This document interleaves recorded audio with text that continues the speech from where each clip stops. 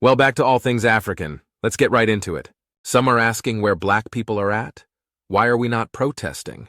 But let's take a trip down memory lane to see what we've done throughout our history. You'll see we've done enough. Quote T. Forget to like, share, subscribe, and leave a comment. Be my woman, girl, be your man. Be my woman, girl, be your man. Be my woman, girl, be your man. Get this $100 in your hand, Lordy. In your hand, get this $100 in your hand. Stick to the promise, girl, you made me. Stick to the promise, girl, you made me. Stick to the promise, girl, you made me. Harriet Tubman. She changed history by leading Southern slaves to freedom via the Underground Railroad. Tubman continued her fight after the start of the Civil War. Only now, there was an entire army by her side. Tubman's heroic efforts were well known when Union leaders picked her to recruit former slaves and have them spy across enemy lines. On the night of June 1st, 1863, she used the information she gathered to help guide Union gunboats to strategic points along the Combahee River. Under the cover of darkness, Tubman then led a raid on Confederate supply houses and ammunition depots, setting plantations ablaze along the way. Hundreds of freed slaves boarded the Union boats, more than 700 in total. In the process, Tubman became the first woman to lead an armed assault in American military history. Just another exceptional achievement in a legendary life. 1960, Dr. Martin Luther King and 51 others were arrested in Atlanta. They had refused to leave their seats at downtown department store lunch counters. 8 months earlier, 4 black college students started the sit-in movement at Woolworth's in Greensboro, North Carolina. After that, protests started happening in cities across the country. In March 1960, protests broke out at my own school, Southern University in Baton Rouge, Louisiana, then the nation's largest all-black university. The Southern University students' arrests and convictions were overturned in 1961 by the U.S. Supreme Court. The sit-in movement started to see some success, and it was helped with the efforts of a new organization, the Student Nonviolent Coordinating Committee. The protests were against the Jim Crow segregation laws and customs. Those laws dictated that blacks and whites use separate water fountains, bathrooms, ticket booths, and other public spaces. It also banned black people from being served at store lunch counters. The sit-in movement continued to gain momentum, and by August 1961, sit-ins had attracted over 70,000 participants and generated over 3,000 arrests. Although Dr. King did not lead that sit-in Atlanta, he was arrested along with the others. Charges against 16 of the 51 were dismissed, but Dr. King, the most high-profile of the group, was held on charges that his arrest violated a term of probation imposed on him earlier that year. Dr. King was sentenced to 6 months of hard labor, but presidential candidate John F. Kennedy helped secure Dr. King's release. And that earned pivotal black votes, which helped Kennedy win the presidential election in 19.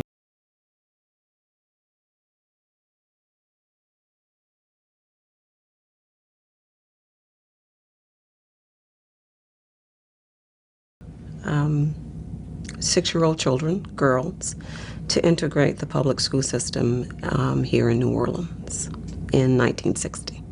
Well, being 6 and not really understanding what was going on at the time during the Civil Rights Movement, my parents didn't explain anything to me.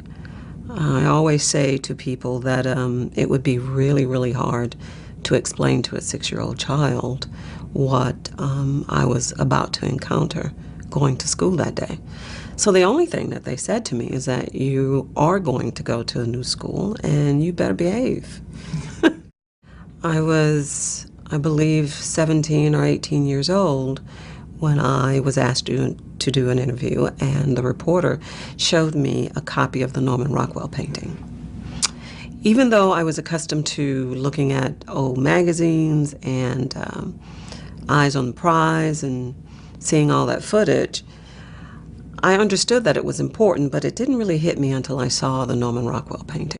It was a lesson that Dr. King tried to teach all of us. And that was that we should never look at a person and judge them by the color of their skin. That is the lesson that I learned in that classroom at 6 years old, simply because I crossed a picket line, a mob every day for a whole year. They were all white, screaming, yelling, threatening to harm me. And yet every day when I entered the building, there was a woman there to greet me, and she was also white. And I remember not really knowing what to expect from her, if she was going to be exactly like the people outside. But she did everything she could to make my day filled with fun. And I loved learning. Alabama Children's Crusade, launched by Dr. Martin Luther King and the Southern Christian Leadership Conference, also known as SCLC, brought national and global attention to the civil rights struggle in the United States. On May 2, 1963, black children who were trained in nonviolent tactics walked out of their classes and assembled at the 16th Street Baptist Church to march to downtown Birmingham. More than 700 children protesting racial segregation were arrested, blasted with fire hoses, clubbed by police, and attacked by police dogs. On May 3, 1963, hundreds more children began to march. Commissioner of Public Safety Eugene Bull Connor ordered police and firemen to attack the children with high-pressure hoses, batons, and police dogs. Images of the children being brutally assaulted by the police appeared on television and in newspapers across the country and world, provoking global outrage. Dr. King was also jailed during those protests, and in response to criticism, wrote his famous letter from a Birmingham jail. The United States Department of Justice soon intervened. The campaign to desegregate Birmingham ended on May 10, 1963, with an agreement that SCLC would halt demonstrations in exchange for city officials releasing the jailed protesters and desegregating downtown stores. A week and a half later, the Birmingham Board of Education announced that all children who participated in the march would be suspended or expelled from school. A federal district court upheld the ruling. But an Alabama Children's Crusade, launched by Dr. Martin Luther King and the Southern Christian Leadership Conference, also known as SCLC, brought national and global attention to the civil rights struggle in the United States. On May 2, 1963, black children who were trained in nonviolent tactics walked out of their classes and assembled at the 16th Street Baptist Church to march to downtown Birmingham. More than 700 children protesting racial segregation were arrested, blasted with fire hoses, clubbed by police, and attacked by police dogs. On May 3, 1963, hundreds more children began to march. Commissioner of Public Safety Eugene Bull Connor ordered police and firemen to attack the children with high-pressure hoses, batons, and police dogs.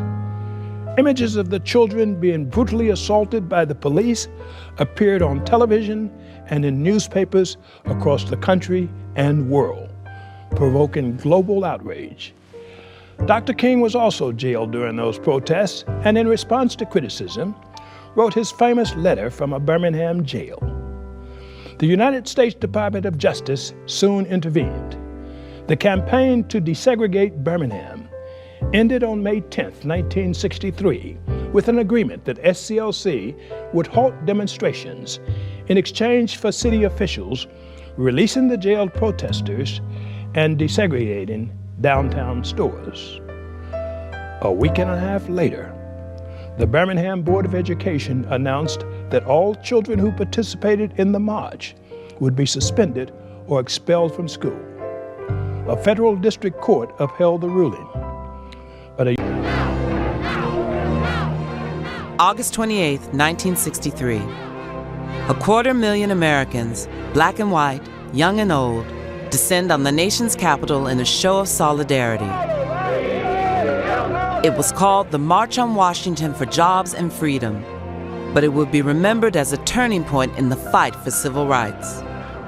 Among the speakers, the Reverend Dr. Martin Luther King Jr., who electrified the crowd with his stirring "I Have a Dream" speech. So even though we face the difficulties of today and tomorrow, I still have a dream. A few months earlier, racial tensions in the Deep South had erupted. News reports carried brutal images of fire hoses blasting at the backs of school children. President Kennedy had finally seen enough. In June of 1963, he presented sweeping civil rights legislation to Congress.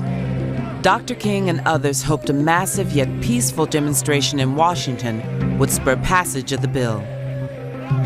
The city braced for violence, but their fears proved unfounded. The day of the march, more than 200,000 people gathered for a rally at the Washington Monument. It was the largest demonstration in the country's history. Arm in arm, they walked from the Washington Monument to the steps of the Lincoln Memorial.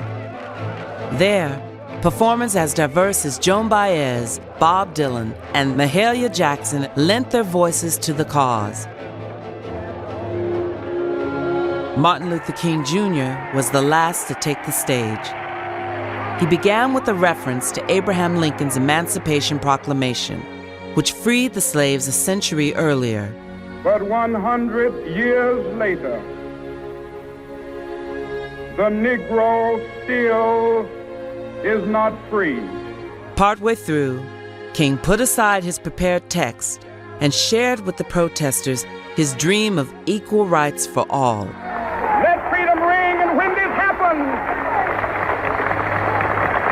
when we allow freedom ring, when we let it ring from every village and every hamlet, from every state and every city, we will be able to speed up that day when all of God's children, black men and white men, Jews and Gentiles, Protestants and Catholics, will be able to join hands and sing in the words of the old Negro spiritual, free at last, free at last.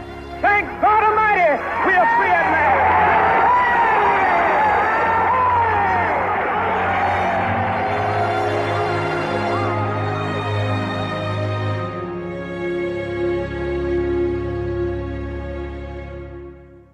From St. Louis City and across St. Louis County, thousands marched this afternoon for peace and an end to police brutality. A large group of protesters gathered outside St. Louis Police headquarters.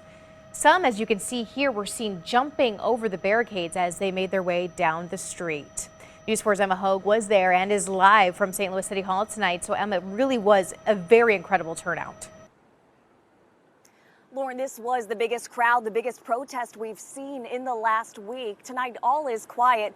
But just hours ago, I want to say there were probably 3,000 to 4,000 people filling the streets of downtown St. Louis, all protesting for change and, most importantly, an end to police brutality.